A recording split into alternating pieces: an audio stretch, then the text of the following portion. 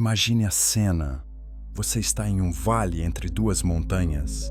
A grama chega até os seus joelhos. O ar tem um cheiro fresco, como depois de uma tempestade. Você ouve algo à distância. Passos, mas não são passos normais. O chão treme a cada passo. Bum, bum, bum. Você olha para cima e vê um homem caminhando em sua direção. Mas ele não é um homem comum. Ele é 2 vezes mais alto do que qualquer pessoa que você já viu.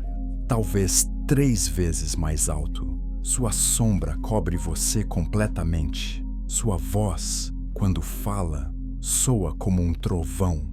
Isto não é um conto de fadas. Não é ficção. De acordo com escritos antigos que sobreviveram por milhares de anos, seres como estes realmente caminharam sobre a terra. Eles eram chamados de Nephilims, os gigantes, os poderosos, os caídos. Esta noite, vamos voltar a esse mundo. Vamos descobrir quem eles eram, de onde vieram e o que lhes aconteceu. Vamos explorar mistérios que ainda hoje intrigam os arqueólogos. Vamos ouvir histórias sussurradas ao redor de fogueiras por gerações. E vamos tentar responder a perguntas que podem mudar para sempre a sua visão da história antiga. Então, fique à vontade. Relaxe os ombros. Respire fundo. Deixe sua mente viajar no tempo, além de tudo o que você conhece, para um mundo que existia antes do grande dilúvio. Um mundo de gigantes. Vamos começar. Capítulo 1. A noite em que as estrelas caíram. Antes de falarmos sobre gigantes, precisamos entender de onde eles vieram. E essa história começa em um lugar que mal podemos imaginar. Um lugar de luz, música e ordem perfeita. Um lugar onde seres poderosos serviam ao Criador de tudo. Esses seres tinham nomes, embora a maioria tenha se perdido para nós. Eram mensageiros, protetores. Alguns zelavam por nações. Outros levavam anúncios importantes. Podiam viajar entre o céu e a terra num piscar de olhos. Eram mais fortes que qualquer humano, mais inteligentes que qualquer erudito. Tinham sido criados com um propósito: servir, adorar e ajudar a cuidar da criação. Mas eis algo interessante. Eles tinham outra coisa também. Eles tinham escolha. Pense nisso por um momento. Esses seres poderosos, cercados por glória e perfeição, podiam escolher. Podiam decidir se ficariam em seu lugar ou se o deixariam, se obedeceriam ou se rebelariam, se contentariam com o que tinham ou desejariam algo diferente. E certa noite, alguns deles olharam para a terra, observaram os humanos vivendo suas vidas, construindo casas, cultivando alimentos, formando famílias, e viram algo que despertou sua curiosidade. Viram beleza, a beleza humana, a beleza das filhas dos homens, como as chamam os textos antigos. Você deve estar se perguntando, o que há de tão especial nisso? Mas é preciso entender que esses seres nunca haviam experimentado o desejo como os humanos, nunca haviam sentido atração, nunca haviam desejado algo que não deveriam ter. Isso era completamente novo para eles. O antigo livro de Enoque, que não está na maioria das Bíblias, mas era lido por pessoas há milhares de anos, nos conta mais sobre isso. Diz que havia 200 desses seres que fizeram um pacto. Eles se reuniram em uma montanha chamada Hermon. O Monte Hermon ainda existe hoje, aliás. Você pode visitá-lo. Ele fica entre o Líbano e a Síria. Naquela montanha, esses 200 seres fizeram uma promessa uns aos outros. Eles juraram. Disseram: vamos fazer isso juntos. Vamos deixar nosso lugar no céu. Vamos descer à terra. E vamos tomar esposas humanas para nós. O nome do líder deles era Semjasa. Os textos também nos dão outros nomes: Azazel, Araquiel, Rameel, Cocabiel e Tamiel. Cada um desses nomes tinha um significado. Cocabiel significava estrela de Deus. Tamiel significava perfeição de Deus. Esses não eram seres menores, eram anjos poderosos e de alta patente que sabiam exatamente o que estavam fazendo. E assim eles caíram. Não caíram como se tivessem tropeçado, caíram como se tivessem escolhido descer, como se tivessem decidido abandonar tudo o que conheciam por algo proibido. Imagine ser um humano vivendo naquela época. Você está trabalhando no campo, talvez colhendo trigo ou cuidando de ovelhas. O dia parece normal, o sol está se pondo, o céu fica alaranjado e rosado. E então você vê luzes caindo do céu. Não são meteoritos, não são estrelas cadentes. Algo mais, algo que se move com um propósito.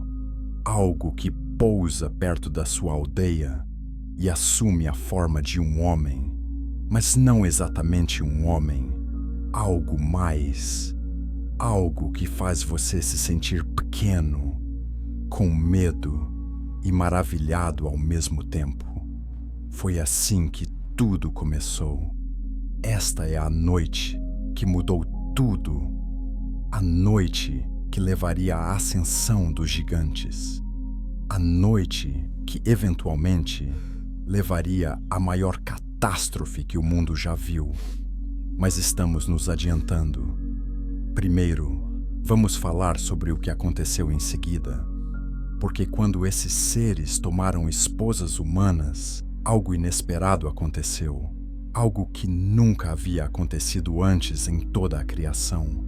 Os filhos deles eram diferentes. Capítulo 2. Os primeiros gigantes. Você já se perguntou como seria se seus pais não fossem ambos humanos? Eu sei que parece estranho, mas continue comigo. E se um dos seus pais fosse algo diferente, algo mais poderoso, algo que não fosse deste mundo? Os filhos nascidos da união entre anjos caídos e mulheres humanas eram chamados de Nefilins. A própria palavra é interessante. No hebraico antigo, ela vem de uma raiz que significa cair. Portanto, Nefilins poderia significar os caídos, aqueles que caíram, ou até mesmo aqueles que fazem outros caírem. Mas havia algo mais neles que chamava de atenção imediatamente. Eles eram enormes. Os textos antigos nos contam que eles eram gigantes, não apenas altos, não apenas grandes e fortes. Eles eram enormes. Alguns relatos dizem que tinham 15 pés de altura. Outros relatos dizem que eram ainda maiores. Imagine uma pessoa tão alta que pudesse olhar através da janela do segundo andar estando no chão. Imagine uma pessoa cuja mão pudesse envolver completamente o seu corpo. Quando o primeiro desses gigantes nasceu, as pessoas não sabiam o que pensar. A princípio, talvez parecessem milagres, bebês fortes, bebês saudáveis, bebês que cresciam incrivelmente rápido. Uma criança que deveria estar aprendendo a andar já corria. Uma criança que deveria estar aprendendo a falar já falava frases completas. Mas, à medida que cresciam, algo ficou claro. Essas não eram crianças normais. Elas tinham apetites insaciáveis. O livro de Enoque nos conta algo perturbador. Diz que esses gigantes consumiam toda a comida que os humanos haviam trabalhado tanto para cultivar. Eles comiam tudo. E quando as colheitas acabaram, o texto diz que eles passaram a comer animais.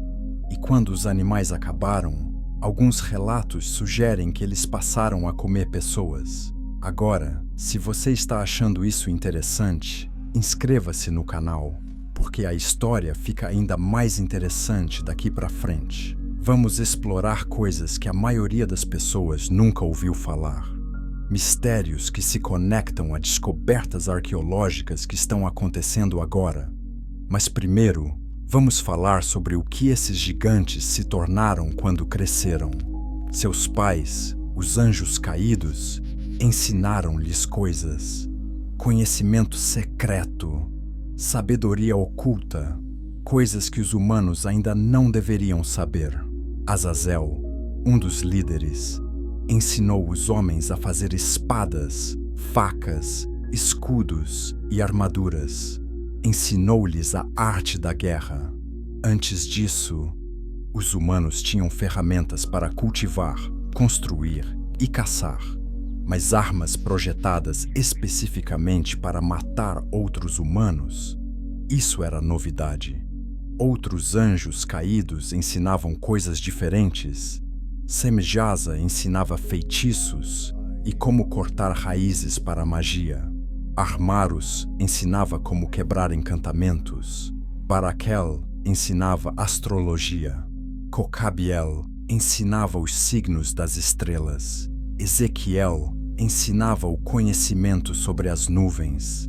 Araquiel ensinava os signos da terra. Shamsiel ensinava os signos do sol. Sariel ensinava o curso da lua. Por que isso é importante? Porque, de repente, os humanos possuíam um conhecimento que não haviam conquistado. Não o haviam aprendido gradualmente por meio da experiência e da sabedoria. Simplesmente lhes foi dado. E com esse conhecimento veio o poder. Mas poder sem sabedoria é perigoso. Os Nefilins cresceram aprendendo tudo isso. Tornaram-se guerreiros habilidosos, estrategistas brilhantes e mestres artesãos. Conseguiam forjar armas melhor do que qualquer um e construir estruturas que pareciam impossíveis. Compreendiam segredos das estrelas e da terra que lhes davam vantagens sobre os humanos comuns. E eles usaram essas vantagens. Tornaram-se governantes, reis, senhores da guerra, lendas. As pessoas começaram a venerá-los, não como iguais, não como amigos, como deuses. Pense em como isso mudaria a sociedade. Imagine viver em um mundo onde esses gigantes decidissem tudo, onde eles tomassem o que quisessem, onde eles criassem as regras e ninguém pudesse impedi-los porque ninguém era forte o suficiente. As antigas formas de convivência pacífica, de compartilhamento de recursos, de respeito mútuo, tudo isso começaria a ruir. A Bíblia nos dá uma ideia disso em Gênesis capítulo 6. Diz que, quando essas coisas aconteceram, a maldade começou a se espalhar. Não apenas erros e pecados humanos comuns. Diz que toda a inclinação dos pensamentos do coração humano era continuamente má. Essa é uma afirmação poderosa. Significa que a bondade se tornou rara, a gentileza se tornou rara, o amor se tornou raro.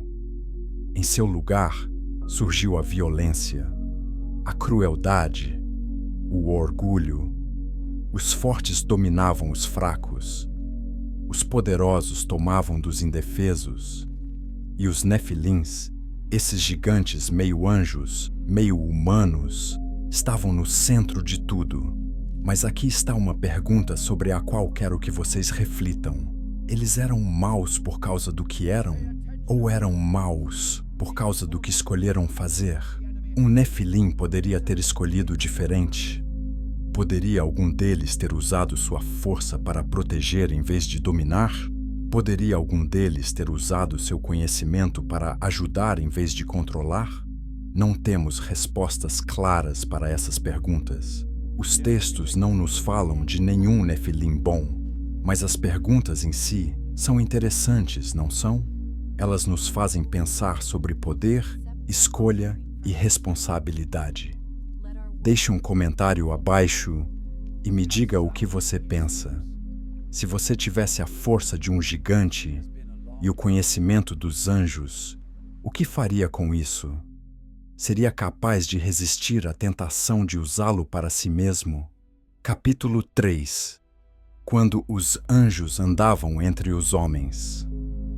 Vamos imaginar como era o dia a dia naqueles tempos estranhos, porque não se tratava apenas de gigantes existindo em algum lugar distante. Era um mundo completamente diferente. Imagine que você é um agricultor.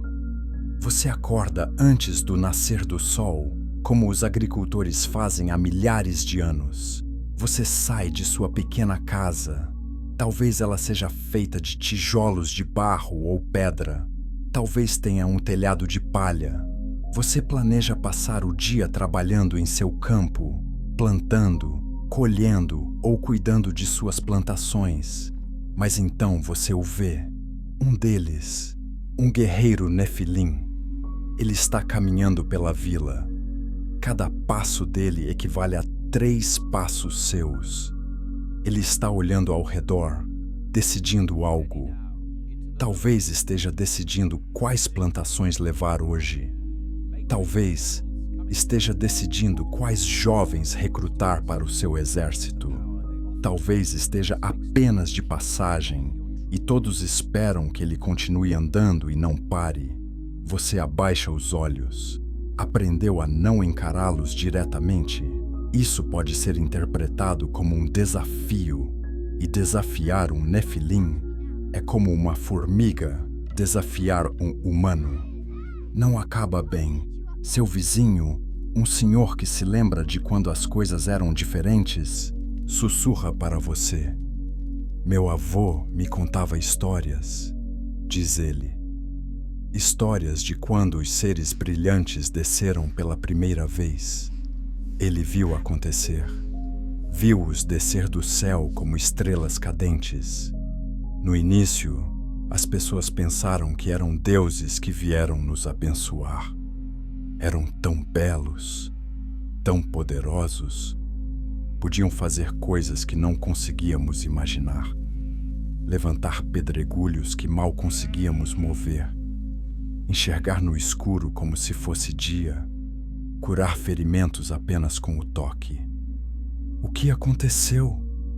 Você pergunta, mesmo sabendo a resposta. Você está vivendo a resposta. Eles pegavam o que queriam, diz o velho. No começo, só as esposas, mulheres que se sentiam honradas por terem sido escolhidas por tais seres. Mas aí vieram os filhos, e esses filhos eram diferentes, famintos, exigentes, fortes o suficiente para tomar tudo o que sua fome desejasse.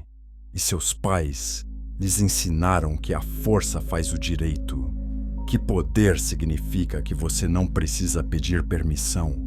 Este era o mundo, um mundo onde as regras haviam mudado, onde os fortes dominavam não apenas pela força humana, mas também pelo poder sobrenatural.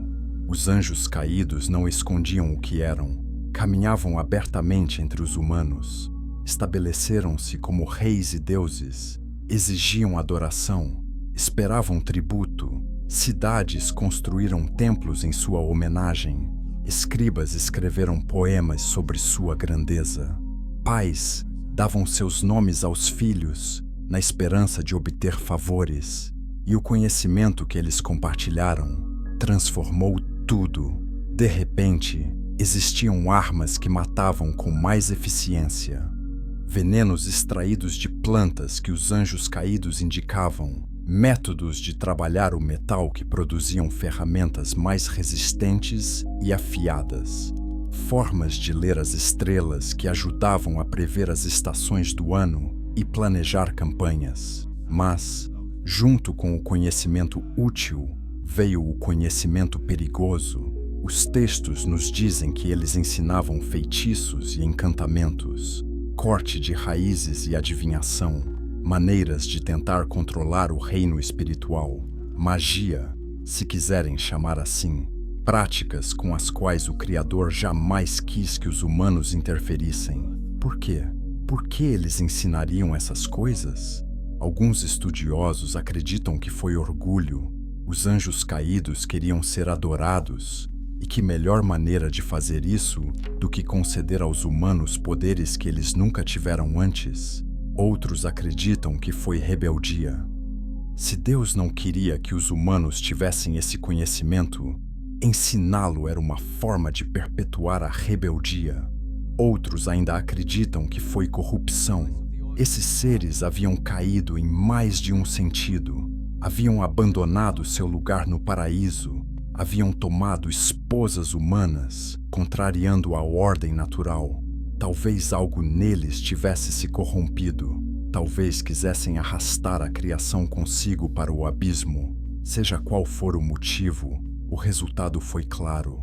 A humanidade mudou. Não evoluiu exatamente. Mudou. A inocência das primeiras gerações desapareceu. Em seu lugar, surgiu a sofisticação misturada com violência, o conhecimento misturado com crueldade, o poder misturado com corrupção. E por toda parte, os Nefilins se multiplicaram. A primeira geração teve seus próprios filhos. Seriam esses filhos também gigantes? Os textos não são totalmente claros. Algumas tradições dizem que sim, a linhagem dos gigantes continuou. Outras sugerem que, embora ainda fossem maiores e mais fortes do que os humanos normais, eram menores do que seus pais. O que sabemos é que sua influência se espalhou. Diferentes regiões tiveram diferentes gigantes que as governaram. Eles construíram reinos, criaram dinastias, deixaram marcas que ecoariam pela história. De fato, alguns estudiosos acreditam que muitos dos mitos e lendas antigos que conhecemos hoje são, na verdade, memórias distorcidas dos Nefilins, os titãs gregos, os gigantes nórdicos, os deuses e semideuses de culturas antigas ao redor do mundo. Será que todas essas histórias apontam para um evento real? Uma época em que seres de imenso poder realmente caminharam sobre a Terra? É uma ideia controversa, e os historiadores a debatem. Mas nos faz pensar, não é? Por que culturas separadas por vastos oceanos têm histórias sobre gigantes? Por que todas têm mitos sobre deuses que descem do céu e têm filhos com humanos? Será que isso acontece porque algo assim realmente ocorreu e a memória desse fato sobreviveu nas histórias transmitidas de geração em geração? Se você está gostando desta exploração, não se esqueça de clicar no botão curtir. Isso ajuda mais pessoas a descobrirem esses mistérios fascinantes. E estamos apenas começando. A seguir, falaremos sobre alguns dos Nefilins mais famosos, mencionando seus nomes, e exploraremos descobertas arqueológicas que algumas pessoas acreditam ser evidências de que esses gigantes realmente existiram. Capítulo 4 – A Ascensão dos Poderosos. A Bíblia nos dá alguns nomes e detalhes específicos sobre certos gigantes. Não eram apenas pessoas grandes sem nome, eram indivíduos, tinham identidades, deixaram marcas que as pessoas se lembram. Vamos começar com um que você talvez já tenha ouvido falar: Golias. Sim, aquele Golias, o gigante que enfrentou Davi em uma das histórias mais famosas de todos os tempos. A Bíblia nos diz que Golias era de Gat e tinha 6 côvados e 1 palmo de altura. Ora, um côvado equivale a cerca de 45 centímetros e 1 palmo a cerca de 23 centímetros. Isso significa que Golias tinha entre 2,7 e 3 metros de altura.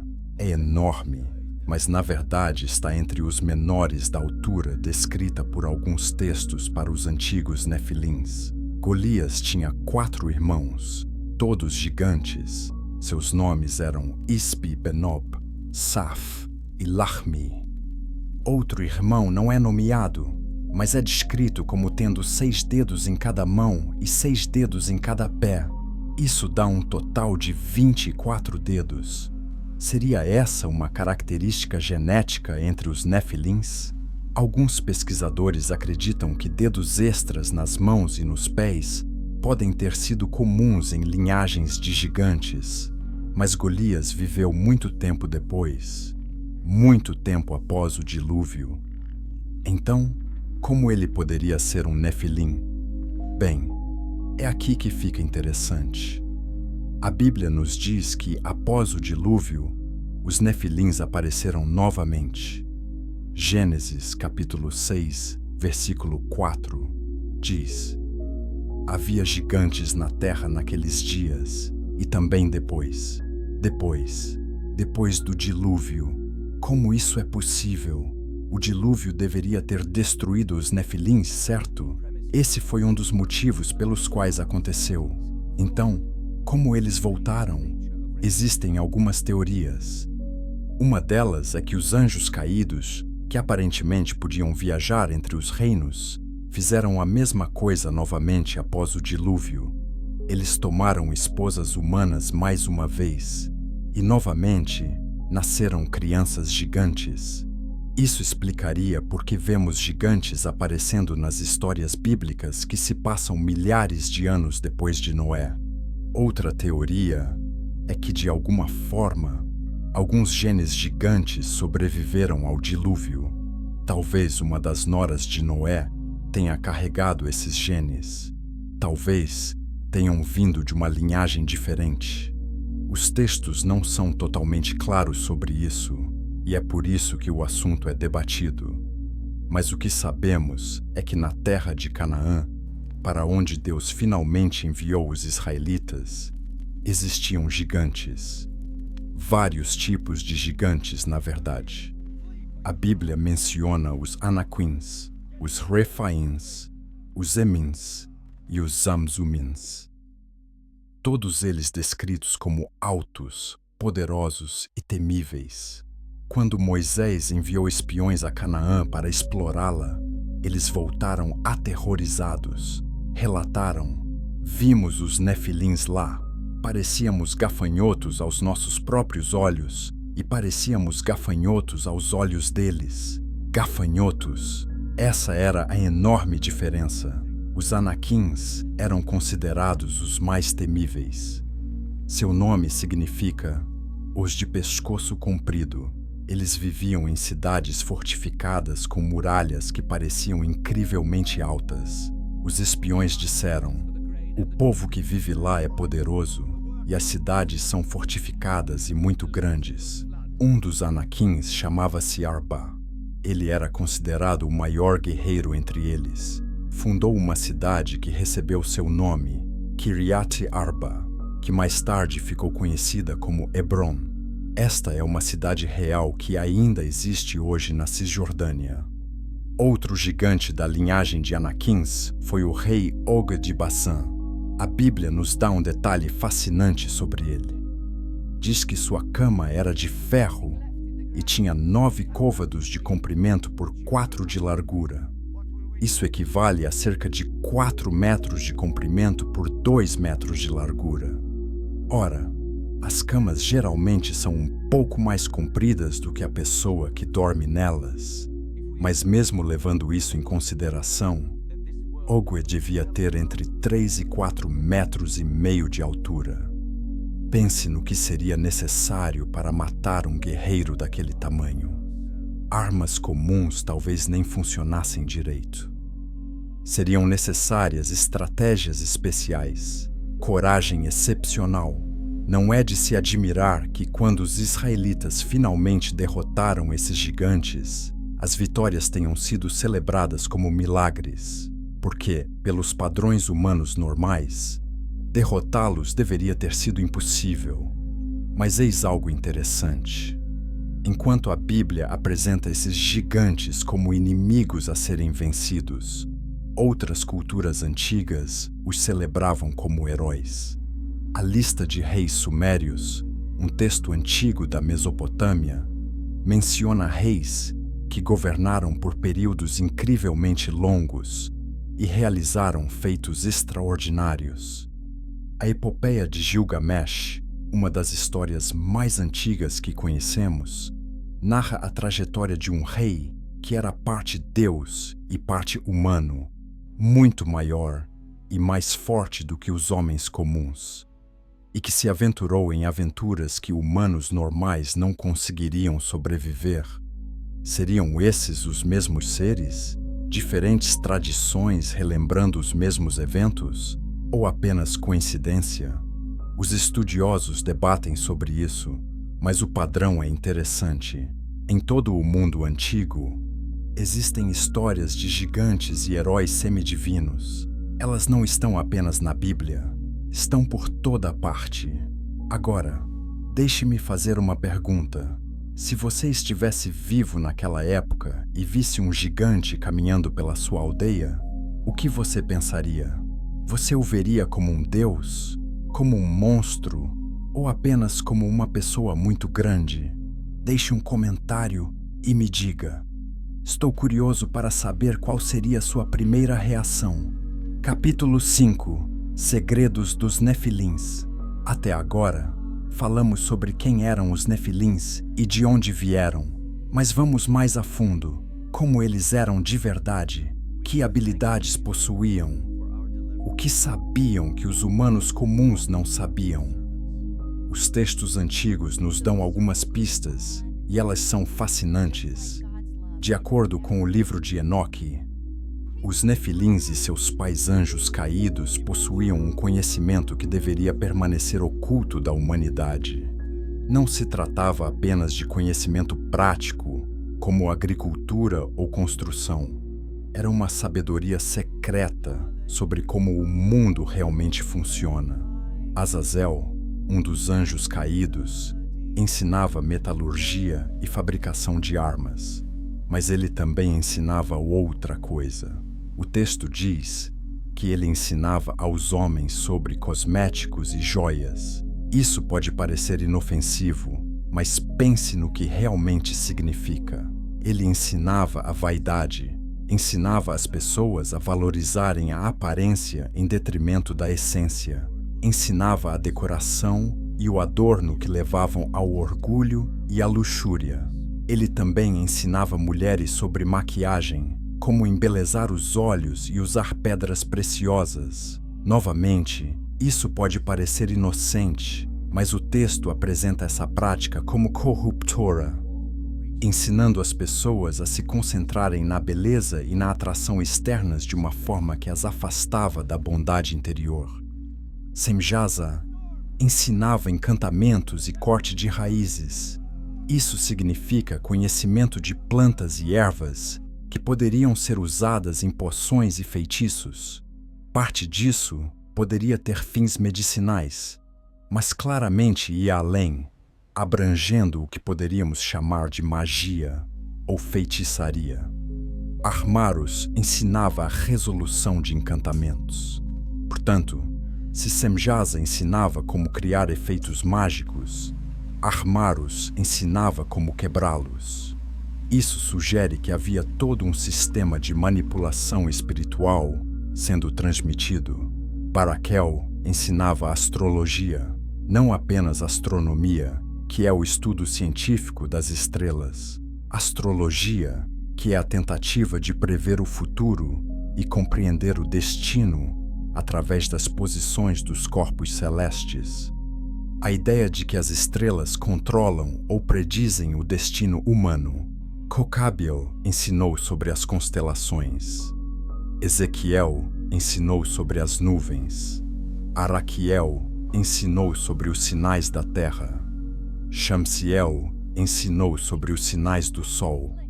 Sariel ensinou sobre o curso da lua. Você percebe o padrão? Todo esse conhecimento se resume a tentar prever, controlar ou manipular o mundo natural e espiritual. Trata-se de tentar obter poder através de sabedoria oculta. Mas há algo mais mencionado nos textos que é ainda mais perturbador. Eles dizem que os Nefilins e os anjos caídos ensinaram aos humanos sobre o aborto, sobre maneiras de prevenir ou interromper a gravidez. Isso é apresentado como uma transgressão grave, como uma interferência na própria vida que violava a lei natural. Eles também ensinavam sobre juramentos e maldições, como prender as pessoas com palavras, como fazer promessas com peso espiritual, como amaldiçoar os inimigos para que o mal lhes sobreviesse. Todo esse conhecimento se espalhou pela humanidade como um vírus. Vilarejos que viviam de forma simples, focados na sobrevivência, na família e na comunidade, de repente tiveram acesso a um poder que jamais imaginaram. E com esse poder vieram os conflitos, vieram a competição, vieram a corrupção. Mas será que os próprios Nefilins possuíam habilidades especiais além do conhecimento? Algumas tradições dizem que sim. Elas sugerem que ter pais angelicais lhes conferia certos atributos sobrenaturais. Força extraordinária, obviamente, mas também, possivelmente, sentidos aguçados, maior longevidade, inteligência superior. Alguns textos chegam a sugerir que eles podiam se comunicar com seres espirituais ou ter visões do reino espiritual de maneiras que os humanos não conseguiam. Há uma passagem fascinante no livro de Jasher, outro texto antigo, que descreve os Nefilins como devoradores de enormes quantidades de comida. Diz que eles consumiram toda a colheita. Quando esta acabou, passaram a se alimentar de animais. E quando os animais se tornaram escassos, o texto sugere, de forma sombria, que eles passaram a comer pessoas. Se isso se trata de canibalismo literal ou de linguagem figurativa, significando que eles destruíram pessoas, não podemos ter certeza. Mas isso nos dá a impressão de seres com apetites e desejos insaciáveis. Agora, aqui é onde entramos em território realmente controverso. Alguns pesquisadores afirmam ter encontrado evidências dos Nefilins, evidências físicas reais, esqueletos gigantes, armas e armaduras desproporcionais, estruturas maciças que parecem impossíveis de serem construídas por humanos comuns. Na década de 1800, jornais americanos frequentemente noticiavam descobertas de esqueletos gigantes, ossos de pessoas com 7, 8, até mesmo 9 pés de altura ou mais. Alguns relatos mencionavam crânios com fileiras duplas de dentes. Outros mencionavam as extremidades com 6 dedos nas mãos e nos pés, de que falamos anteriormente. Alega-se que o Instituto Smithsonian possui muitos desses restos mortais, embora não estejam em exibição pública. Alguns teóricos da conspiração afirmam que isso é uma conspiração, que as evidências estão sendo escondidas porque desafiariam as teorias da evolução ou levantariam questões incômodas. Outros dizem que as histórias sobre os esqueletos gigantes eram farsas ou exageros, que os ossos eram, na verdade, de humanos normais de grande porte ou ossos de animais identificados erroneamente. Qual é a verdade? É difícil dizer, mas é interessante que essas histórias existam, não é? É interessante que culturas do mundo todo tenham tradições sobre gigantes. É interessante que estruturas antigas como Stonehenge, as pirâmides ou Baalbek, no Líbano, tenham pedras tão maciças que, mesmo com equipamentos modernos, não temos certeza de como foram movidas. Será que os Nefilins realmente existiram? Será que seres de tamanho e força extraordinários ajudaram a construir algumas dessas maravilhas antigas? Ou será que estamos buscando mistérios onde não existem, enxergando padrões em fatos aleatórios? Se você ainda está comigo, inscreva-se no canal, porque vamos abordar um assunto importante. Já falamos sobre quem eram os Nefilins e o que faziam. Agora, precisamos falar sobre o que aconteceu com eles. E para entender isso, precisamos conhecer um homem chamado Noé. Capítulo 6. O mundo antes do dilúvio. Reserve um momento. e tente imaginar um mundo completamente diferente do nosso. Não apenas antigo, mas alienígena em seu funcionamento. Um mundo onde as pessoas viviam por centenas de anos, onde a violência era normal, onde o conhecimento de segredos conferia a certas pessoas um poder terrível, onde gigantes governavam nações. Este era o mundo antes do dilúvio, e de acordo com a Bíblia, a situação ficou tão ruim que Deus se arrependeu de ter criado os seres humanos. Essa é uma afirmação chocante.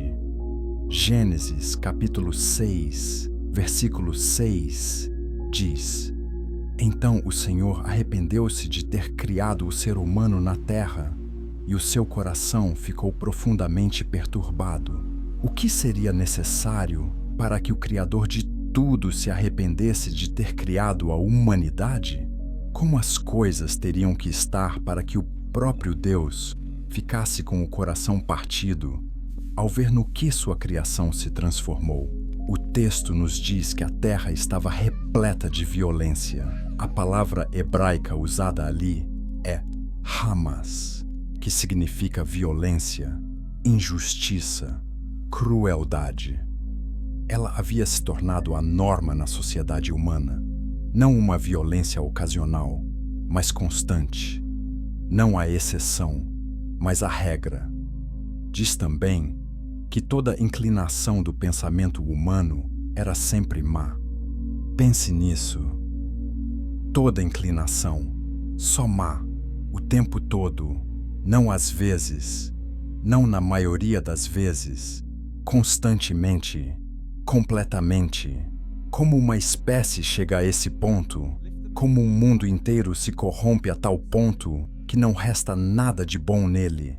O texto sugere que foi uma combinação de fatores: a influência dos anjos caídos, o domínio dos nefilins, o conhecimento proibido que havia sido compartilhado e a quebra das fronteiras naturais.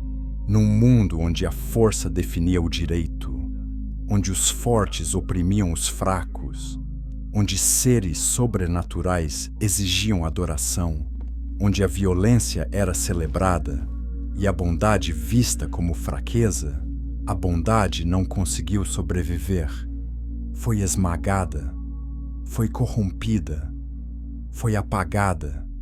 Imagine ser pai ou mãe e tentar criar filhos nesse mundo. Como ensiná-los a serem gentis quando a gentileza pode ser fatal? Como ensiná-los a compartilhar quando os que acumulam sobrevivem e os que compartilham morrem de fome? Como ensiná-los a adorar o Criador quando os gigantes estão ali, visíveis e poderosos, exigindo adoração para si mesmos?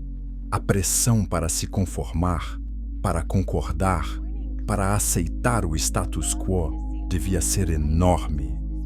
Opor-se a isso faria de você um pária, um alvo, um tolo.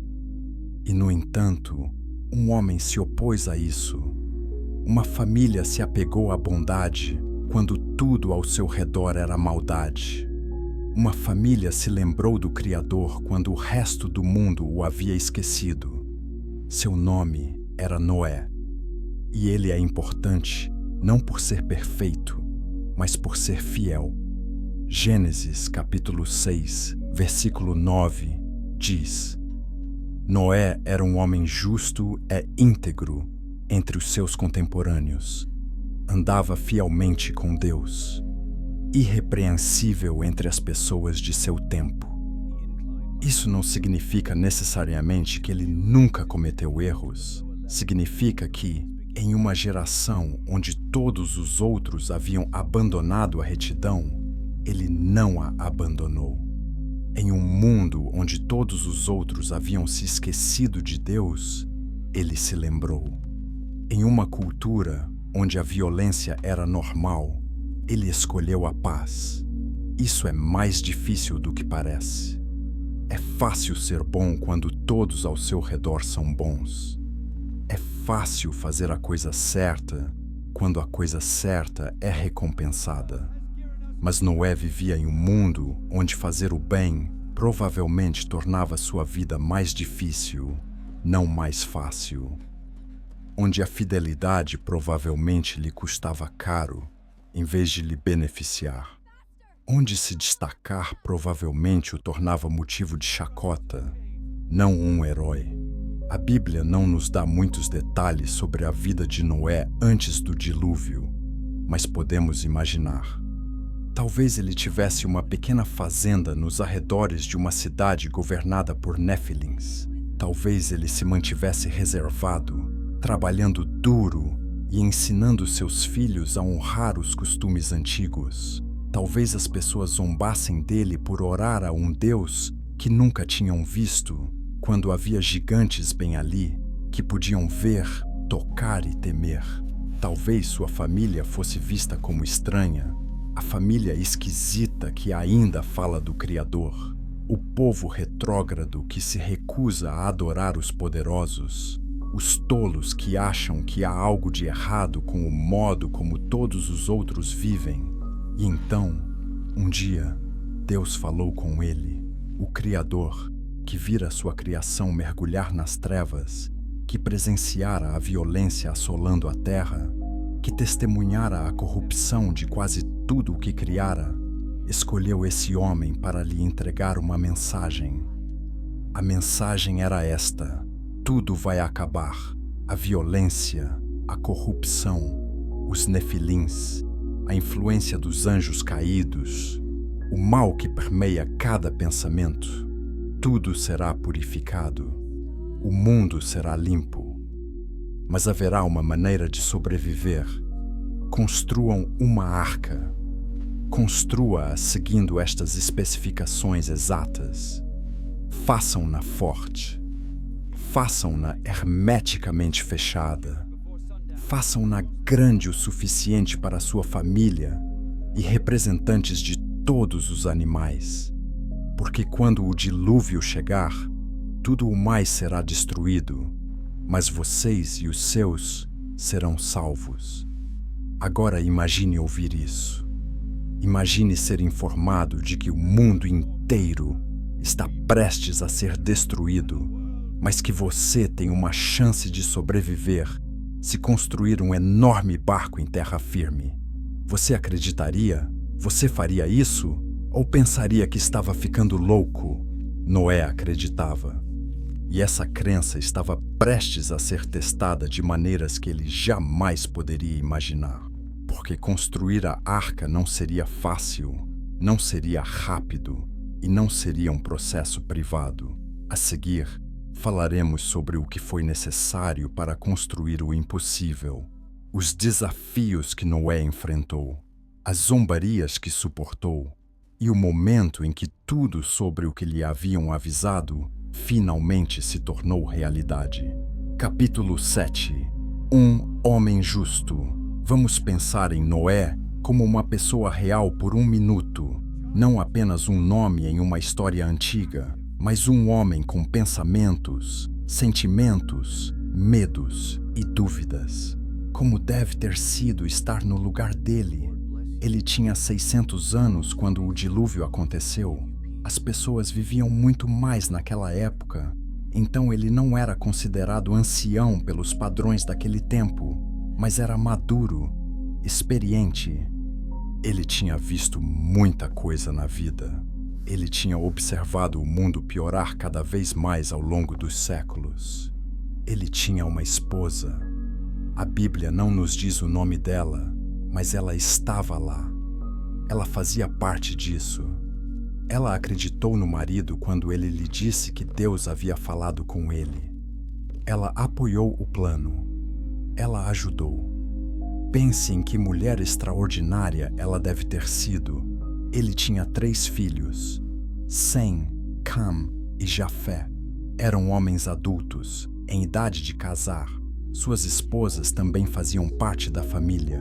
No total, 8 pessoas. 8 seres humanos que sobreviveriam à maior catástrofe que o mundo já conheceu. Mas antes da sobrevivência veio a preparação. E preparação significava construção. Deus deu a Noé instruções detalhadas. Use madeira de cipreste, faça cômodos com ela, cubra-a com betume por dentro e por fora, faça-a com 300 côvados de comprimento, 50 côvados de largura e 30 côvados de altura. Isso dá aproximadamente 137 metros de comprimento, 23 metros de largura e 14 metros de altura. Para efeito de comparação, isso equivale a cerca de 1,5 campo de futebol de comprimento e a altura de um prédio de 4 andares. Coloque um telhado e termine-o a um côvado da borda superior. Coloque uma porta na lateral. Faça 3 andares: inferior, intermediário e superior. Este não era um projeto pequeno. Era gigantesco. Levaria décadas para ser concluído. Décadas de trabalho. Décadas de despesas. Décadas de dedicação. De onde Noé tirou os recursos? A Bíblia não diz, mas ele devia ter riquezas ou propriedades para negociar. Ele devia ter habilidades ou conhecimento que lhe permitissem adquirir o que precisava. Talvez tenha vendido tudo o que possuía. Talvez tenha pedido favores. Talvez tenha trabalhado em outros empregos para financiar a construção do barco, e ele não conseguiu fazer isso sozinho. 3 filhos, mesmo os mais fortes, não são suficientes para construir algo tão gigantesco. Ele contratou trabalhadores, teve servos ou escravos. Moradores de vilarejos próximos ajudaram no início, antes de perceberem a estranheza do projeto. Seja como for, a notícia se espalhou.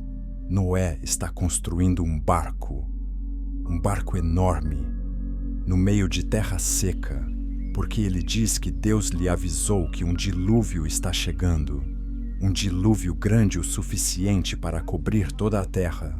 Você consegue imaginar as reações? No início, talvez curiosidade. As pessoas vinham para ver, faziam perguntas. Noé provavelmente tentou avisá-las. Isto é sério. O julgamento está chegando. O mundo se tornou muito perverso. Deus vai purificá-lo com água. Vocês devem se preparar, devem mudar, devem voltar para o Criador. Mas com o passar dos anos e sem que o dilúvio acontecesse, a curiosidade se transformou em escárnio. Olhem para aquele velho maluco e seu barco. Ele acha que vai chover o suficiente para inundar o mundo inteiro.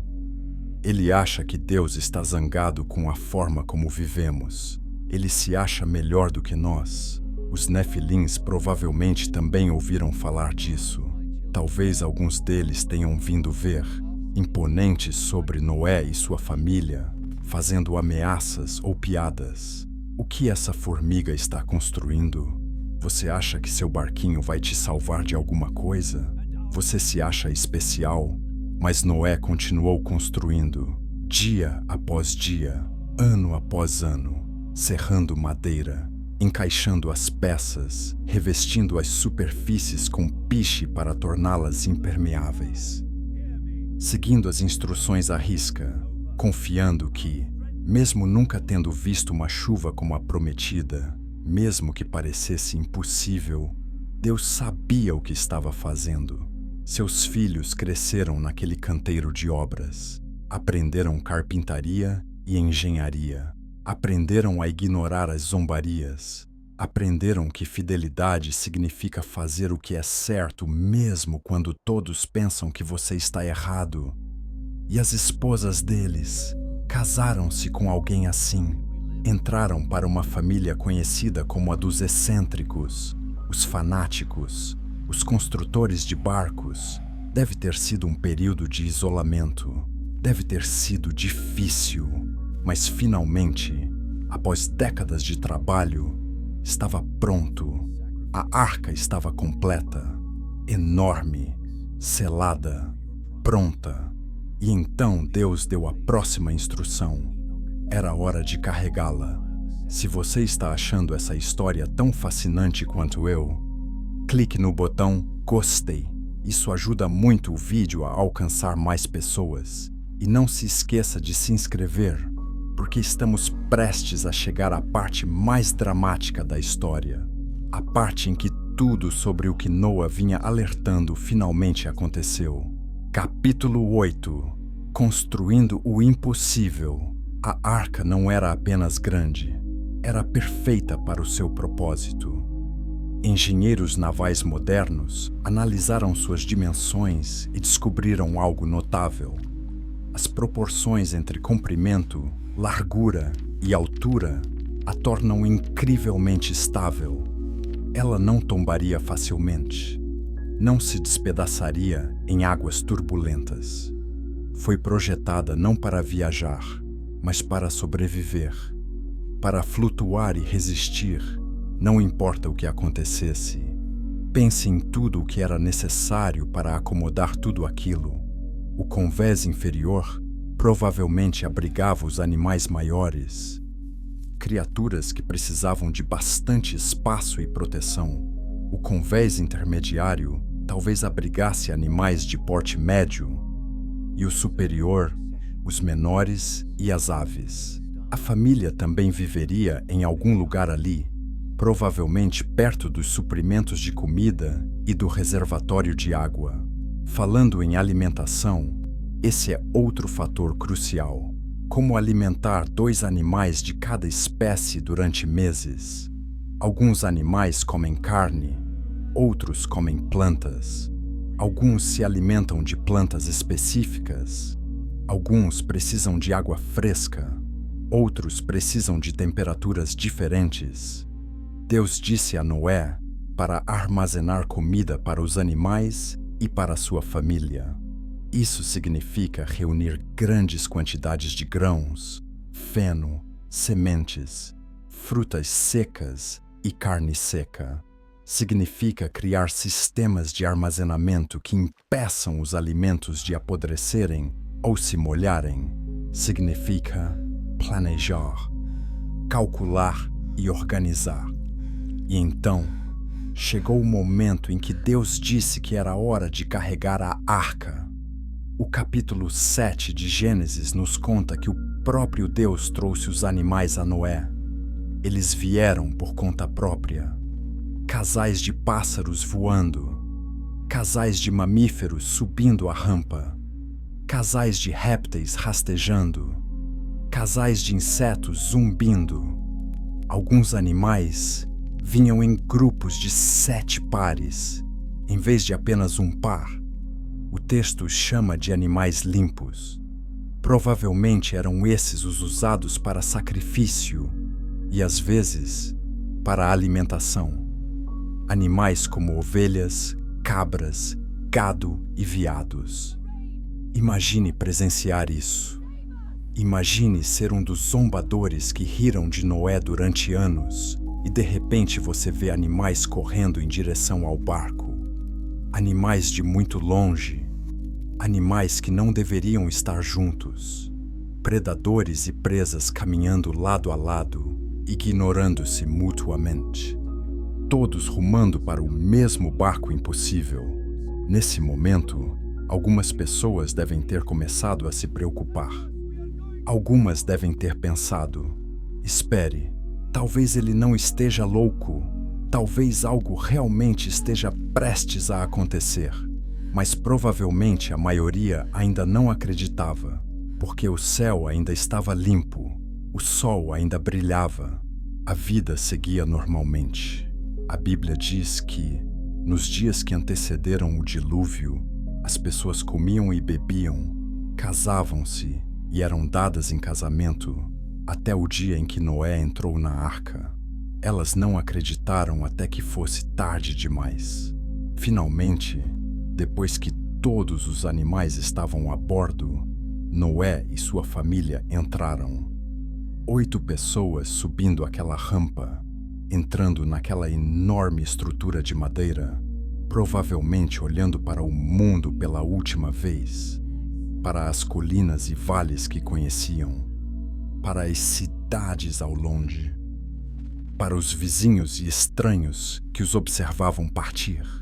E então aconteceu algo que deve ter aterrorizado todos os presentes. Gênesis capítulo 7, versículo 16, diz que depois que Noé e sua família entraram, o Senhor os trancou dentro. A porta se fechou, não por mãos humanas, o próprio Deus a selou. Tente imaginar aquele momento, a porta maciça se fechando, o som dela se fechando, a sensação de que tudo acabaria ali. E depois, silêncio, espera. Noé e sua família dentro da arca escura com centenas ou milhares de animais. Pessoas do lado de fora se perguntando se algo realmente aconteceria. Talvez alguns deles tenham batido na porta. Talvez alguns tenham gritado para Noé deixá-los entrar. Talvez alguns tenham começado a rezar para o Criador que haviam esquecido, fazendo promessas que nunca haviam cumprido antes.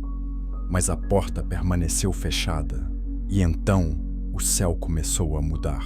Nuvens se formaram, nuvens escuras, mais densas do que quaisquer nuvens que as pessoas já tivessem visto. A pressão do ar mudou, o vento aumentou, e então começou chuva, mas não uma chuva comum. O texto diz que as fontes do grande abismo jorraram e as comportas dos céus se abriram. Água veio de baixo e de cima ao mesmo tempo.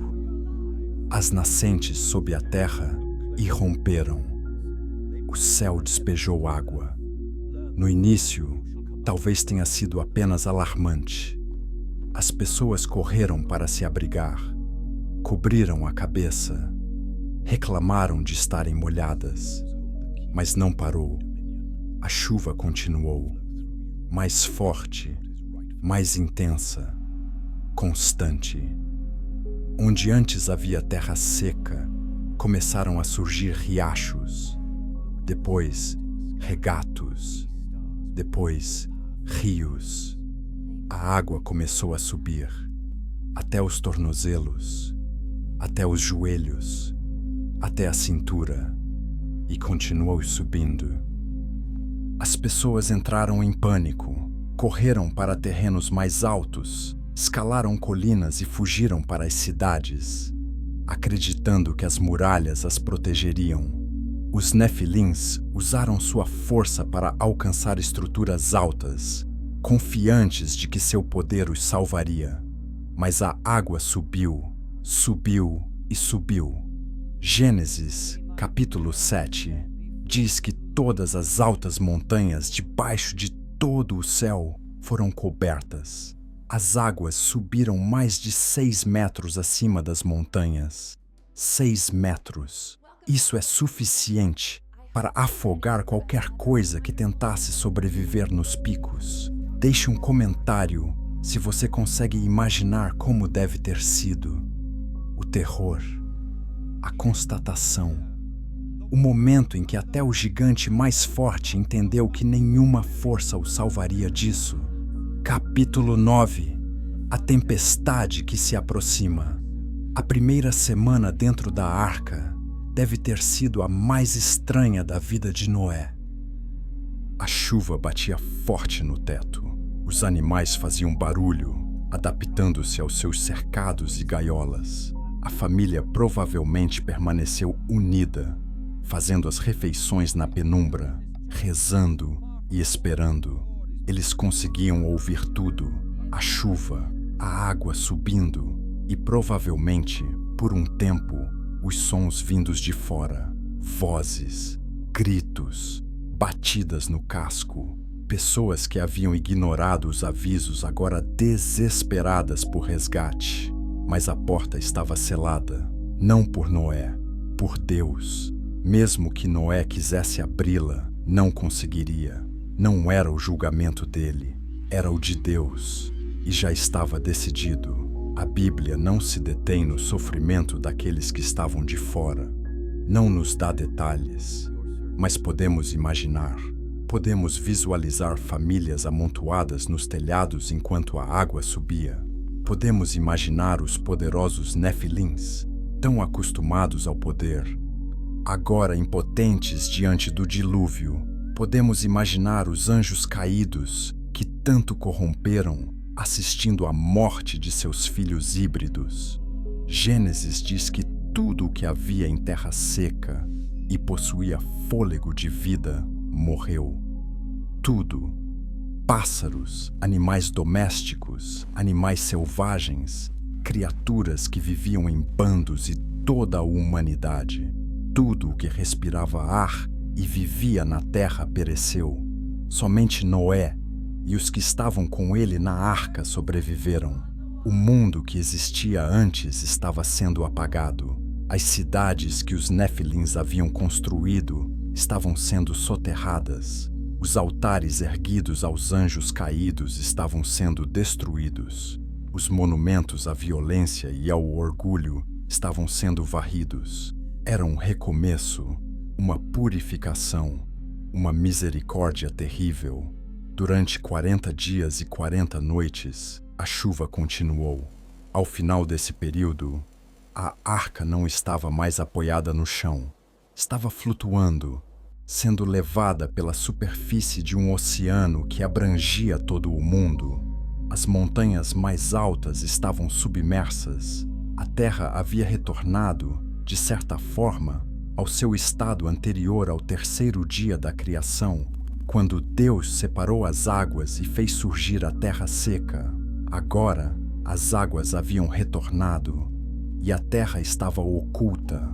Dentro da arca, Noé e sua família precisavam confiar que a estrutura resistiria, que o telhado não racharia, que as juntas não se romperiam, que as medidas dadas por Deus eram perfeitas. Cada rangido da madeira, cada movimento da embarcação devia ser um momento de tensão. Estamos seguros? É só isso? Mas a arca resistiu. Dia após dia, semana após semana, ela flutuou, protegida, preservada, carregando o futuro da vida na terra. Após 40 dias, a chuva parou. Mas a água não baixou imediatamente. Permaneceu alta. Durante meses, a arca flutuou em um mundo coberto por oceanos. O Gênesis nos conta que ela repousou nas montanhas de Ararat. Ainda hoje, pessoas procuram nessas montanhas na Turquia em busca de vestígios da arca. Alguns afirmam tê-la encontrado, outros dizem que as evidências não são claras. Mas a cordilheira é real e a história a aponta como o local de repouso final da arca. Mesmo depois da arca ter se acomodado, a família teve que esperar. A água foi baixando lentamente, ao longo de meses. Em certo momento, Noé soltou um corvo que voou de um lado para o outro, sem encontrar onde pousar. Então, ele soltou uma pomba. Na primeira vez, ela voltou. Não havia onde pousar. Na segunda vez, voltou com uma folha de oliveira fresca no bico. Deve ter sido um momento incrível. Significava que, em algum lugar, as plantas estavam crescendo novamente. A vida estava retornando. Na terceira vez que Noé soltou a pomba, ela não voltou. Ela havia encontrado um lugar para fazer ninho. Finalmente, após mais de um ano dentro da arca, Deus disse a Noé que era hora de sair.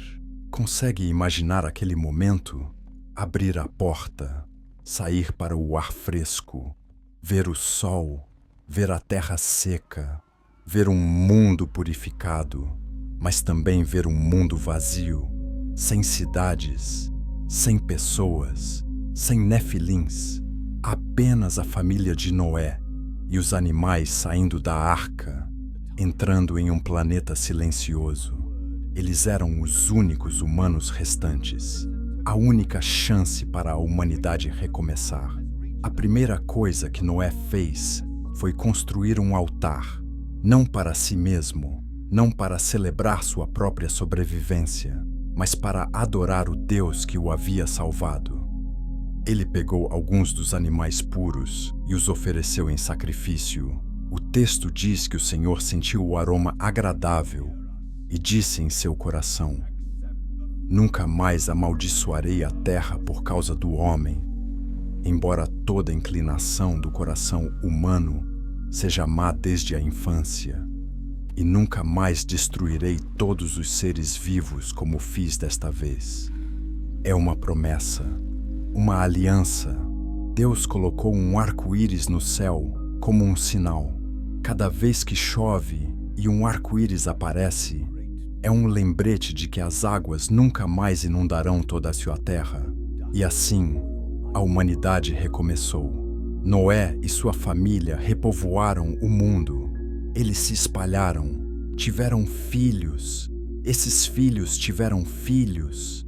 Nações se formaram, línguas se desenvolveram, culturas floresceram, e a memória do dilúvio, a memória dos gigantes, a memória do mundo anterior foi transmitida por meio de histórias. Mas eis a questão que intriga muita gente. Se o dilúvio destruiu os Nefilins, por que vemos gigantes novamente mais tarde na Bíblia? Por que a Bíblia menciona os Anaquins, os Refaíns e gigantes na terra de Canaã? De onde eles vieram? É isso que vamos explorar a seguir. Porque a história dos Nefilins não termina exatamente com o dilúvio. Há mais. E é tão misteriosa quanto o que veio antes. Se você chegou até aqui, é porque claramente se interessa por este assunto. Compartilhe este vídeo com alguém que também o acharia fascinante. E me conte nos comentários o que você acha que aconteceu. Como os gigantes reapareceram depois do dilúvio. Capítulo 10. 40 dias e 40 noites. Vamos parar um pouco e pensar em como foram aqueles 40 dias e 40 noites. Porque quando lemos a história rapidamente, é fácil ignorar a realidade dos acontecimentos. 40 dias não parecem muito tempo, mas imagine vivê-los. Imagine o primeiro dia. Você está trancado dentro de um enorme barco de madeira. Está escuro, exceto pela janela perto do teto. Você consegue ouvir a chuva começando. Apenas chuva. A princípio, o barulho no teto é alto. Os animais estão inquietos, fazendo barulho, se adaptando ao cativeiro. Você faz uma refeição com sua família. Pão, frutas secas, água. Você tenta dormir na roupa de cama que preparou. O som da chuva é constante, alto. Você nunca ouviu uma chuva assim. Segundo dia, a chuva não parou. Na verdade, piorou. Ficou mais forte. Dá para ouvir assim água correndo lá fora. Olhando pela janela, dá para ver que o chão já está alagado. Riachos viraram rios. O mundo está se transformando em um lago. Terceiro dia. Você sente a arca se mover levemente. Ela está começando a flutuar. Só um pouco no início. Uma leve elevação. É ao mesmo tempo reconfortante. O barco está fazendo o que deveria. E aterrorizante. Porque agora você não está mais conectado ao chão. Você está à deriva. Quinto dia. Você ouve barulhos lá fora. Vozes, gritos, batidas no casco de madeira. As pessoas querem entrar. Estão implorando, suplicando, rezando. Sua esposa chora. Seus filhos perguntam se você deveria tentar ajudar, mas a porta está selada por Deus. Você não pode abri-la, mesmo que quisesse. Você reza pelas pessoas lá fora, mas você não pode salvá-las. 10º dia. As vozes cessaram. A água agora está profunda, muito profunda. Não se vê mais terra quando se olha para fora. Só água em todas as direções. A arca balança suavemente. Alguns animais já se acostumaram. Outros ainda estão agitados. Vocês criaram rotinas, horários de alimentação, horários de limpeza. Ajuda a manter-se ocupado. 20º dia. Você perdeu completamente a noção do mundo exterior. Só restam você, sua família, os animais e a chuva. Sempre a chuva. Torrencial, implacável. Você se pergunta se ela algum dia vai parar. Você se pergunta se Deus se esqueceu de você. Mas você confia. Você se lembra da promessa. Você se lembra de que Deus lhe disse para construir esta arca. E se ele queria que você sobrevivesse, devia haver um propósito. 30º dia. Os membros mais jovens da família estão ficando inquietos. Não há muito o que fazer. Pouco espaço para se movimentar. O ar dentro de casa cheira a animais, madeira molhada e suor. Todos estão cansados de ficar confinados, mas a chuva continua. 40 dias. E então, finalmente, para. O som que era constante há mais de um mês cessa subitamente. O silêncio é quase chocante. Você olha pela janela. O céu ainda está nublado, mas a chuva parou. Você sente esperança pela primeira vez em semanas, mas a espera não acabou. A água ainda está incrivelmente profunda. Levará meses para baixar, meses a mais flutuando, alimentando animais, vivendo em contato próximo com sua família, se perguntando quando e onde você finalmente poderá partir. Durante aqueles longos meses, certamente houve conversas, longas discussões sobre como seria o novo mundo, sobre o que fariam primeiro, sobre como recomeçariam. Talvez tenham feito planos, decidido onde se estabelecer, discutido como dividir as terras, falado sobre os erros do velho mundo e como evitá-los. Eles também devem ter falado sobre o que perderam, amigos que não os ouviram, lugares que amavam e que agora estavam submersos sob quilômetros de água, a vida que conheciam e que se foi para sempre. O luto certamente fez parte da experiência. Mesmo tendo sido salvos, perderam quase tudo o resto. E quanto aos anjos caídos e seus descendentes, a Bíblia sugere que os anjos foram acorrentados e aprisionados. Tanto o capítulo 2 de 2 Pedro quanto Judas mencionam anjos mantidos em correntes na escuridão até o julgamento. Sua rebelião teve consequências. Seu castigo começou. E os Nefilins, eles morreram. Seus corpos físicos pereceram no dilúvio. Mas alguns textos antigos sugerem que seus espíritos se tornaram outra coisa. Demônios, espíritos desencarnados que vagam pela terra, procurando corpos para habitar, causando problemas, espalhando o mal de maneiras espirituais em vez de físicas. Essa é uma teologia especulativa, não claramente declarada na Bíblia, mas é uma tradição que existe há milhares de anos. A ideia de que os demônios são os espíritos dos nefilins falecidos, tentando continuar sua rebelião de uma forma diferente.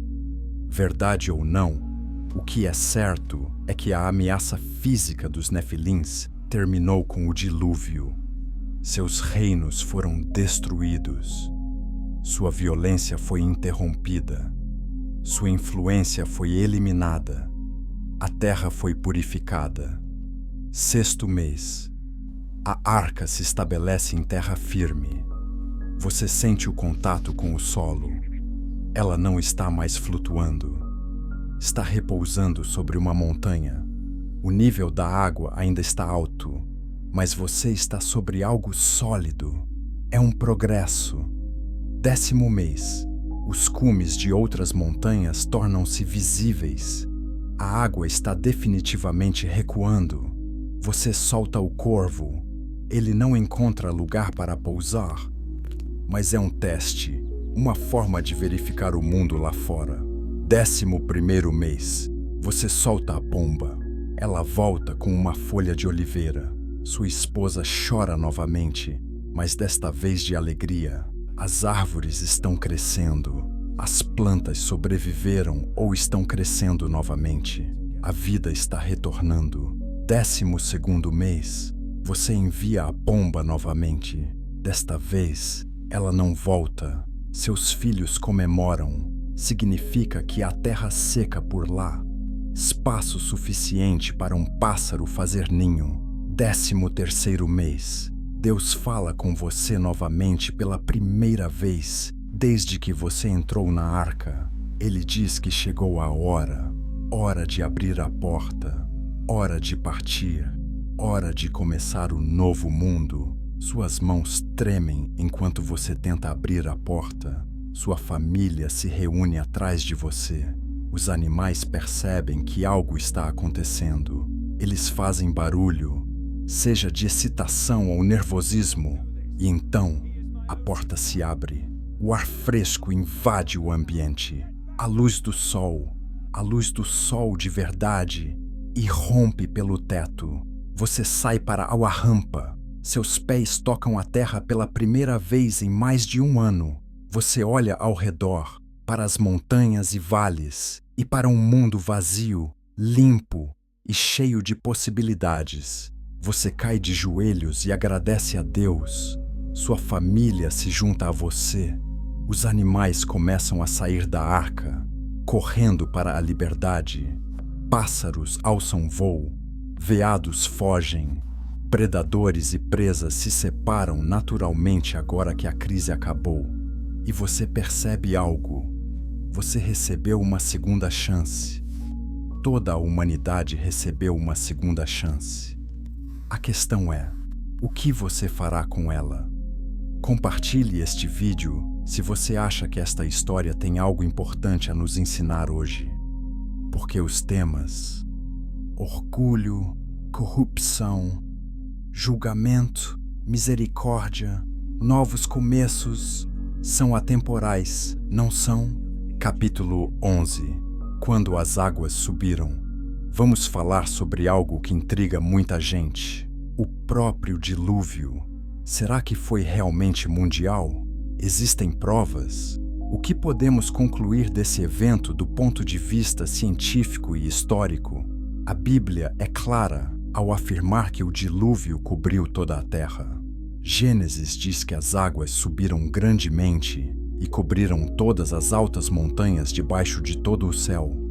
Todos os seres vivos que se moviam sobre a terra pereceram. Somente Noé e os que estavam com ele na arca sobreviveram. Foi uma inundação global, completa, total, abrangendo tudo. E por muito tempo, foi exatamente assim que todos entenderam a história. Uma catástrofe mundial que reiniciou a criação. Mas, nos tempos modernos, algumas pessoas têm dificuldade em entender isso. Elas fazem perguntas. De onde veio toda essa água? Para onde foi? Não deveria haver mais evidências geológicas? Como as criaturas marinhas puderam sobreviver se a água salgada e a água doce se misturaram? Como as plantas se recuperaram? Como os ecossistemas se reconstruíram tão rapidamente? Essas são perguntas pertinentes. E existem diferentes maneiras pelas quais as pessoas que acreditam na Bíblia tentam respondê-las. Alguns dizem que o mundo antes do dilúvio era geograficamente muito diferente. Talvez as montanhas não fossem tão altas. Talvez houvesse uma camada de água envolvendo a terra que forneceu parte da água do dilúvio. Talvez reservatórios subterrâneos, as fontes das profundezas, armazenassem vastas quantidades de água que jorraram. Após o dilúvio, talvez tenham ocorrido mudanças geológicas massivas. Montanhas se ergueram. Vales se aprofundaram. A água escoou para novas bacias oceânicas. Outros apontam para evidências que, segundo eles, corroboram a hipótese de um dilúvio global. Camadas de rochas sedimentares encontradas em todo o mundo, fósseis de criaturas marinhas no topo de montanhas, depósitos de carvão e petróleo que sugerem um soterramento rápido de material orgânico. Formações de canyons que poderiam ter sido esculpidas por um fluxo de água catastrófico, em vez de uma erosão lenta ao longo de milhões de anos. Há também aqueles que interpretam o dilúvio como regional e não global. Eles sugerem que toda a Terra, no texto, significa todo o mundo conhecido por Noé, toda a sua região, que o dilúvio foi devastador para o antigo Oriente Próximo, mas não literalmente planetário. Este é um tema debatido entre estudiosos e teólogos. Pessoas que respeitam igualmente a Bíblia às vezes chegam a conclusões diferentes sobre os detalhes, embora concordem com o ponto principal. Deus julgou um mundo perverso e Noé e sua família foram salvos. Mas eis algo interessante em que a maioria das pessoas concorda. Culturas do mundo inteiro têm histórias sobre dilúvios, tribos nativas americanas, tradições chinesas, epopeias mesopotâmicas como a de Gilgamesh, textos hindus, mitos gregos, histórias dos aborígenes australianos, lendas das ilhas do Pacífico. Mais de 200 culturas têm histórias sobre um grande dilúvio que destruiu grande parte da humanidade. Por quê? Se a inundação foi apenas um evento local no Oriente Médio, por que pessoas em todos os continentes têm histórias semelhantes? Este é um dos argumentos mais fortes de que algo grave realmente aconteceu. A existência de uma memória coletiva da humanidade em relação a uma inundação catastrófica. Os detalhes variam. Em algumas histórias, os sobreviventes escapam em um barco. Em outras, escalam uma montanha. Algumas dão nomes diferentes ao herói. Algumas mencionam vários deuses causando o dilúvio, em vez de um só. Mas a essência é semelhante. A humanidade era perversa. Um dilúvio veio como julgamento. Algumas pessoas foram avisadas e sobreviveram. O mundo recomeçou. É como se a memória do evento tivesse se espalhado com a humanidade à medida que se dispersavam pelo globo após o dilúvio, e cada cultura preservasse a memória à sua maneira, com seus próprios detalhes, mas mantendo intacta a essência da história. Agora, vamos falar sobre algo que é ao mesmo tempo fascinante e perturbador. O que aconteceu com todas aquelas pessoas que morreram no dilúvio? A Bíblia não nos dá uma resposta detalhada sobre o destino espiritual de todos os que pereceram, mas ela nos dá princípios. Isso nos mostra que Deus é justo, que Ele julga com imparcialidade, que Ele não sente prazer na morte do ímpio, que Ele é paciente e dá tempo para as pessoas se arrependerem. Noé pregou a justiça por anos enquanto construía a arca. As pessoas tiveram oportunidades de mudar, elas escolheram não mudar. Isso também nos ensina que o pecado tem consequências, que um mundo cheio de violência e corrupção não pode continuar indefinidamente, que o julgamento, embora terrível, às vezes é necessário para proteger o que é bom e dar à justiça a chance de florescer novamente. O dilúvio não foi cruel, foi devastador. O coração de Deus já estava aflito antes de enviá-lo, mas ele também viu algo que nós não conseguíamos ver. Ele viu o estado absoluto dos corações humanos. Ele viu que, sem intervenção, o mal consumiria tudo, que, eventualmente, até mesmo a possibilidade do bem seria extinta. A inundação foi uma preservação da esperança, um corte violento no câncer para que o corpo pudesse sobreviver. Doloroso, devastador, mas, em última análise, misericordioso, porque permitiu um futuro. E esse futuro começou com 8 pessoas saindo de uma arca em terra úmida. 8 pessoas que teriam filhos, netos e bisnetos. 8 pessoas das quais descendem todos os seres humanos vivos hoje. Se você rastrear sua ancestralidade o suficiente, chegará a Noé. É isso que a Bíblia afirma, que todos nós, independentemente de nossa raça, nacionalidade ou cultura, viemos dessa mesma família. Somos todos parentes, todos primos de certa forma, todos parte do novo começo que Deus deu à humanidade. Essa é uma ideia poderosa. Significa que o que aconteceu com a família de Noa importa para você. A história deles é a sua história. A segunda chance que eles tiveram é a sua herança. E isso significa que as lições do dilúvio também se aplicam a nós. Os alertas sobre o orgulho, a violência e a corrupção. O exemplo de fidelidade em meio à maldade. A lembrança de que Deus vê, Deus se importa e Deus age. A promessa de que mesmo no julgamento, há misericórdia para aqueles que confiam nele. Então, o que você acha? Acredita que o dilúvio realmente aconteceu? Acha que foi global ou regional? Acha que as evidências o apoiam ou o contradizem? Deixe sua opinião nos comentários. Adoro ouvir diferentes perspectivas. Capítulo 12.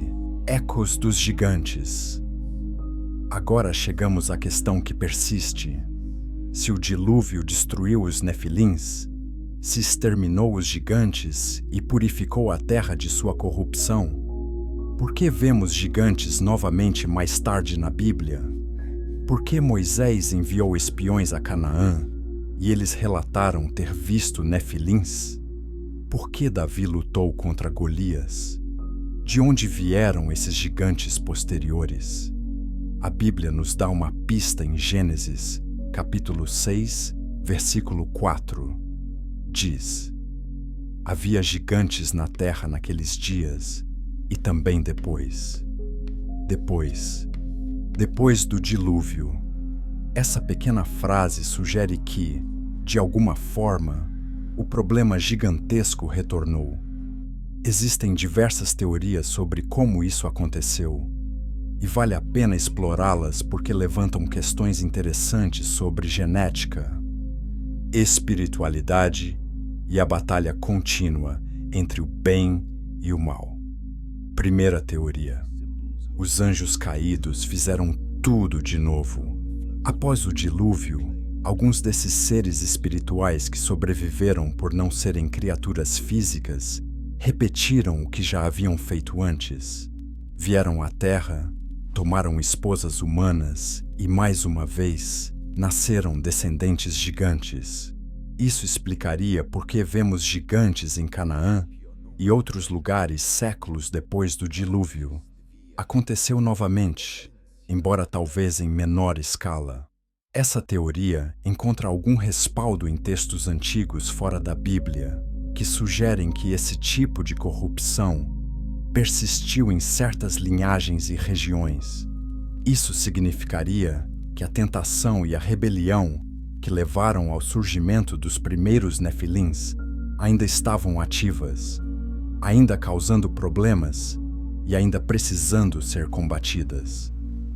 Segunda teoria: a característica de gigante chegou aos humanos através do dilúvio na genética.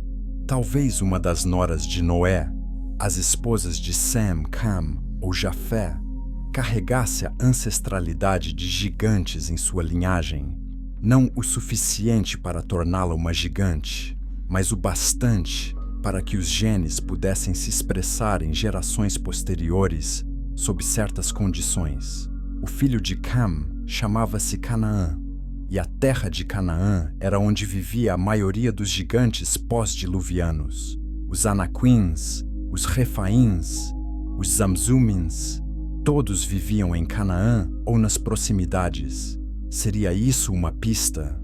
Será que a característica de gigante era hereditária na linhagem de Cam? A Bíblia nos conta que Noé amaldiçoou Canaã após um incidente envolvendo Cam. Embora a maldição se referisse à servidão e não ao tamanho, é interessante notar que a terra de Canaã ficou conhecida por seus gigantes.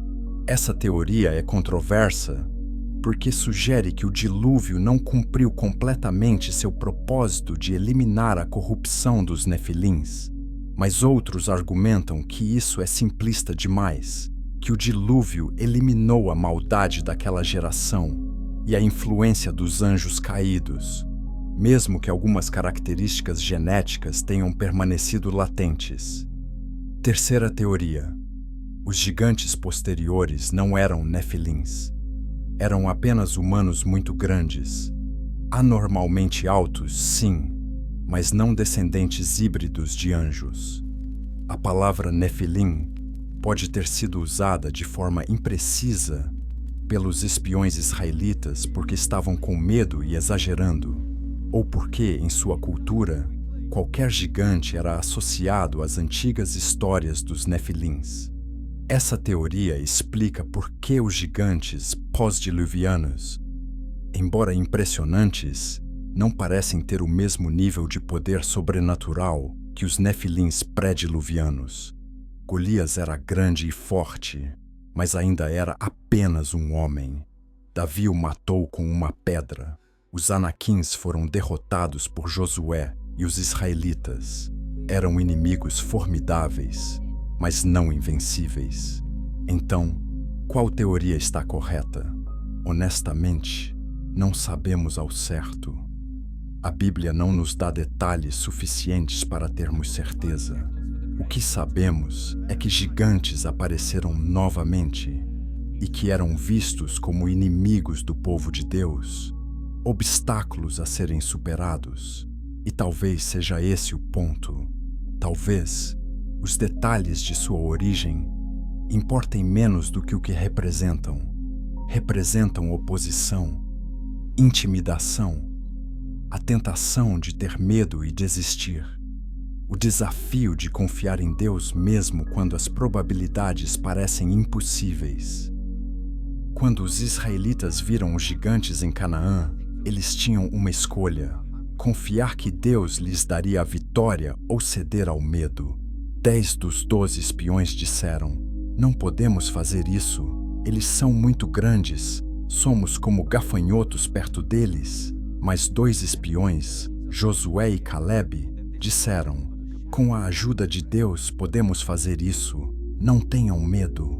O povo escolheu o medo e por causa disso vagou pelo deserto durante 40 anos, até que aquela geração temerosa morreu. Só então seus filhos, liderados por Josué, entraram na terra e enfrentaram os gigantes com fé. E sabe de uma coisa? Eles venceram. Josué derrotou os anaquins, destruiu suas cidades, expulsou-os da região montanhosa. Davi matou Golias e seus irmãos. Com o tempo, os gigantes desapareceram da história novamente.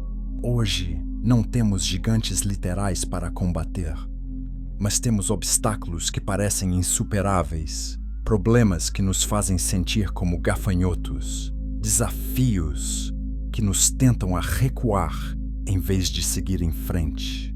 A história dos nefilins, desde sua origem até sua destruição, seu estranho reaparecimento e derrota final, nos ensina algo importante.